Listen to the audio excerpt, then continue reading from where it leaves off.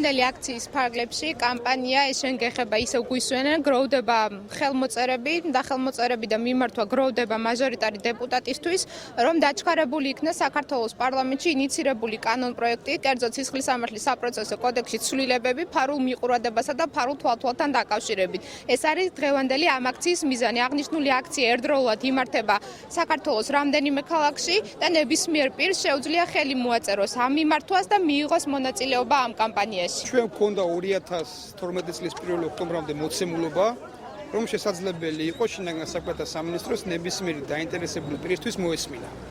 ეს იყო შესაძლებელი აპარატ ტექნოლოგიური საშუალებების მეშვეობით. ეს საშუალებები არ შეცვლილა, არც არაფერი არ გადადგმულა ნაბიჯი წინ, რომ ცვლილება განხორციელებული იყო, ამოღებული იყო და ასე შემდეგ. ეს ტექნოლოგიური საშუალება, ამიტომ ჩვენ ვცდილობთ საკანონმდებლო დონეზე, საკანონმდებლო მექანიზმების შემოღებას.